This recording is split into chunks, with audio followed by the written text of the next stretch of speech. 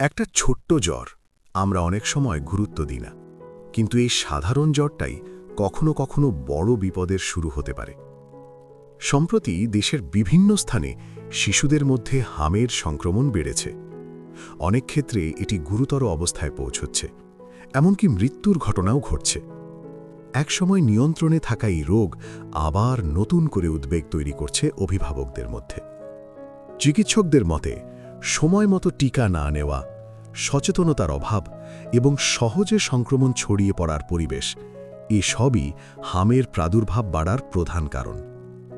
তবে চিন্তার কিছু নেই, কিছু সহজ সতর্কতা মেনে চললেই শিশুকে অনেকটাই নিরাপদ রাখা সম্ভব। প্রথমে জেনে নিই হাম আসলে কি।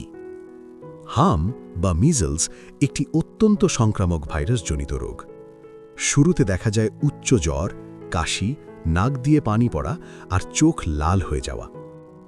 এরপর সাধারণত 4 দিনের মাথায় মুখ থেকে শুরু করে সারা শরীরে লালচে ফুসকুড়ি ছড়িয়ে পড়ে। এই ভাইরাসটি শ্বাসনালীর মাধ্যমে শরীরে প্রবেশ করে এবং শিশুর রোগ প্রতিরোধ ক্ষমতা সাময়িকভাবে দুর্বল করে দেয়। ফলে আক্রান্ত শিশুর শরীরে অন্য সংক্রমণের ঝুঁকিও বেড়ে যায়। হামের জটিলতা কিন্তু এখানেই শেষ নয়। অনেক ক্ষেত্রে এটি নিউমোনিয়া, মারাত্মক ডায়রিয়া, এমনকি মস্তিষ্কের প্রদাহের কারণ হতে পারে। শিশুর শরীরে ভিটামিন এ এর ঘাটতি দেখা দেয়, যার ফলে চোখ শুষ্ক হয়ে যাওয়া, রাতকানা, এমনকি অন্ধত্ব পর্যন্ত হতে পারে। এছাড়া কান পাকা, মুখে ঘা এবং অপুষ্টির মতো সমস্যাও দেখা দিতে পারে। এখন প্রশ্ন, এই রোগ ছড়ায় কিভাবে? হাম খুব দ্রুত ছড়ায়।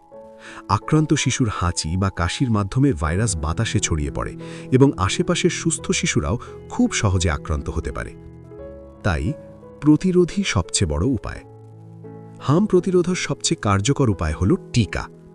জাতীয় টিকাদান কর্মসূচি অনুযায়ী নির্দিষ্ট সময়সূচি মেনে এমআর বা এমএমআর টিকা নেওয়া অত্যন্ত জরুরি। 2 ডোজ টিকা শিশুকে এই রোগ থেকে অনেকটাই সুরক্ষা দেয়। অনেক অভিভাবক নানা কারণে টিকা পিছিয়ে দেন, কিন্তু এটি শিশুর জন্য বড় ঝুঁকি তৈরি করে। যদি আপনার শিশু এখনও টিকা না পেয়ে থাকে, দেরি না করে চিকিৎসকের পরামর্শ নিন। এর পাশাপাশি কিছু দৈনন্দিন অভ্যেসও শিশুকে সুরক্ষিত রাখতে সাহায্য করে। শিশুকে নিয়মিত সাবান দিয়ে হাত ধোয়ার অভ্যেস করান, বাইরে থেকে এসে হাত মুখ পরিষ্কার করা নিশ্চিত করুন। আক্রান্ত ব্যক্তির সংস্পর্শ থেকে শিশুকে দূরে রাখুন এবং শিশুর ব্যবহার্য জিনিসপত্র সব সময় পরিষ্কার রাখুন। যদি শিশুর মধ্যে হামের লক্ষণ দেখা যায়, তাহলে দেরি না করে দ্রুত চিকিৎসকের শরণাপন্ন হন। আক্রান্ত শিশুকে আলাদা রাখুন, যাতে অন্যদের মধ্যে সংক্রমণ না ছড়ায়। চিকিৎসকের পরামর্শ অনুযায়ী পর্যাপ্ত বিশ্রাম, পুষ্টিকর খাবার এবং পর্যাপ্ত তরল গ্রহণ নিশ্চিত করুন।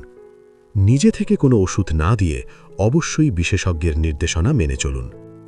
শিশুর রোগ প্রতিরোধ ক্ষমতা বাড়াতে সুষম খাদ্য অত্যন্ত গুরুত্বপূর্ণ। ভিটামিন এ সমৃদ্ধ খাবার, ফলমূল এবং শাকসবজি শিশুর শরীরকে সংক্রমণের বিরুদ্ধে লড়াই করতে সাহায্য করে। সবশেষে, হাম প্রতিরোধে শুধু একটি পরিবারের সচেতনতা যথেষ্ট নয়, প্রয়োজন পুরো সমাজের সম্মিলিত উদ্যোগ। একটি শিশুর টিকা না নেওয়া অন্য অনেক শিশুর জন্যেও ঝুঁকি তৈরি করতে পারে। তাই এখনই সচেতন হন, সময় মতো টিকা দিন, সতর্ক থাকুন এবং আপনার শিশুকে সুরক্ষিত রাখুন। কারণ প্রতিরোধই সবচেয়ে বড় সুরক্ষা।